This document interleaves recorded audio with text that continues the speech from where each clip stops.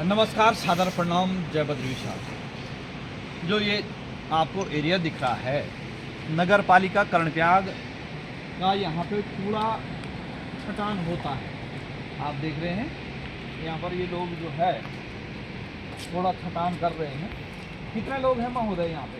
अभी काम करने वाले कितने हैं? काम करने वाले 7 जन। 7 जन हैं। अच्छा, तो एक दिन में कितना कूड़ा निकाल देते? वहाँ से भर के आ जाता, हम लोग यहाँ सफाई कर देते। अच्छा, एक गाड़ी बन के कितने दिन में जाती लगभग? 1 महीने में 2 गाड़ी। 1 महीने में 2 गाड़ी। चलो, इनसे जो है ये मामला दूसरा है। अभी आपको कुछ इस तरफ दिखाते हैं। ये देखिएगा, इनसे हम भली भांति परिचित हैं, क्योंकि 2017 में सेवानिवृत्ति आए तो 17, 18, 19 में हमने भी जो है डेयरी पालन किया था और ये अपनी गायों को खूब खिलाया। ये गेहूं के जो है भूसे से मशीन में बन के आते, इसमें गुड़ वगैरह मिक्स किया जाता है। आइए आप थोड़ा नज़दीक से 1, 2, 3, 4, 5, 6, 7, 8, 9, 10। अब देखिएगा, यहाँ थोड़ा इधर से दिखाने का प्रयास कीजिएगा महोदय। चारा भेली दुधारू पशुओं के लिए, यानी फॉडर ब्लॉक। इसका वजन 12 किलो भरते समय। जो पहाड़ी क्षेत्र के गांव, ग्रामीण क्षेत्र के लोग हैं वो कम जानते हैं इसके बारे में। हालांकि जहां घास कम होता है वहां के लिए तो उपयोगी है, वहां ले भी जाते हैं।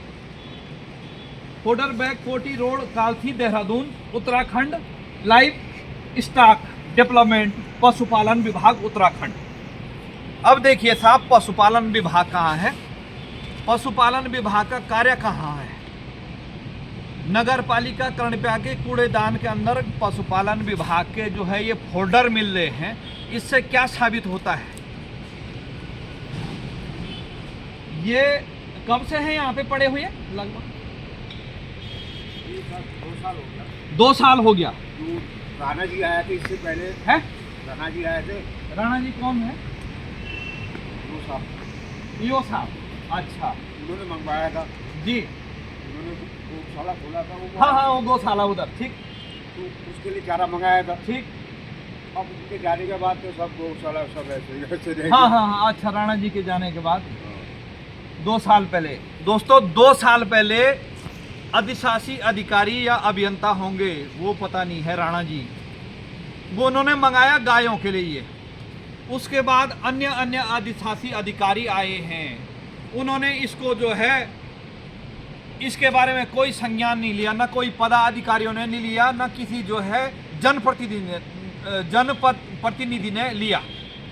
उन्होंने वहां संज्ञान लिया जहां कमीशन आया। ये है, मैं पहले भी बता चुका हूं कि इन लोगों पे जो गायें भूखी, बिल्कुल मैंने आपको दिखाया उन गायों की क्या स्थिति थी। उनको यदि ये नहीं मिलता तो उनको वो स्थिति नहीं, उनकी वो स्थिति। लेकिन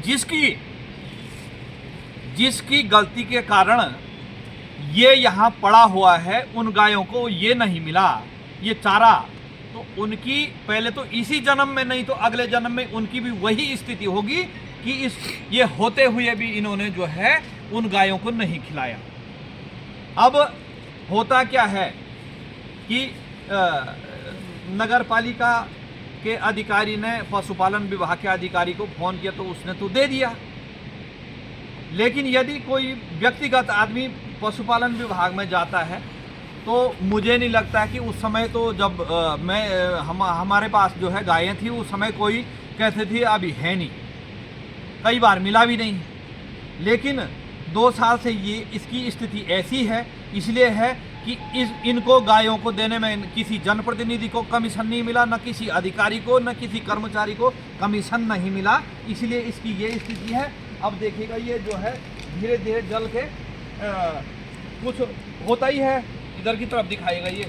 अब कुछ आग सेकने के काम आएगा, कुछ मुझे लग रहा है जला भी दिया, जला भी रखा है। अच्छा, जलाया नहीं, अभी जलाने के उसमें है। इतने ही थे या और भी थे?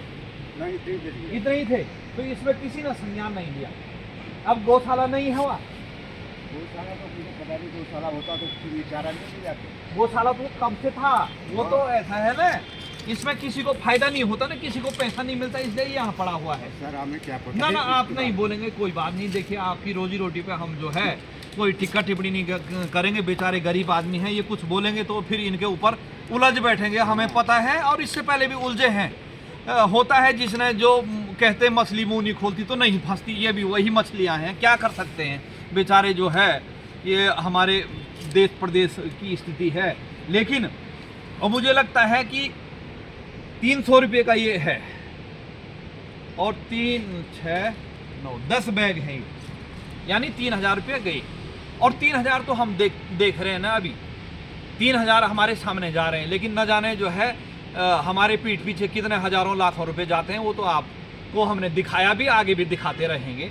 लेकिन बड़ा दुख हुआ कि यहाँ से मैं ऐसे ही आ गया, देखा तब तक जो है ये तो पशुओं का चारा है, लेकिन ये ऐसी स्थिति में क्यों पड़ा हुआ है। अभी हम जो है अधिशासी अधिकारी को जो है और नगर पालिका कर्णप्या को जो है इसका मामला संदर्भित करके जो है इनसे कारण बताओ सवाल पूछेंगे। और हमारा अधिकार भी है, हम पूछ सकते हैं, क्योंकि हमारे ही पैसे हैं, आम जनता के टैक्स के पैसे हैं ये। और यदि इस प्रकार से इन टैक्स के पैसों का दुरुपयोग हो रहा है, यदि ये उस गाय जो है बेचारी भूखी मर रही है, उनके पेट में जाता तो कम से कम उनको वो दुआ तो मिलती जिसकी उनको ज़रूरत है।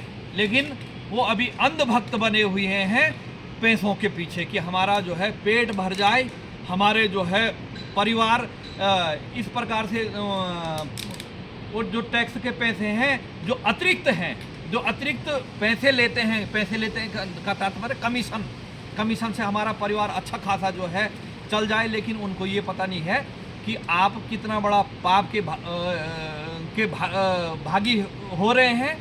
लेकिन होता क्या है कि प्रभु भी तभी दंड देता जब वो कोई गलत करेगा, लेकिन भगवान भी जब वो गलती नहीं करेगा तो दंड भी किस चीज़ का देगा।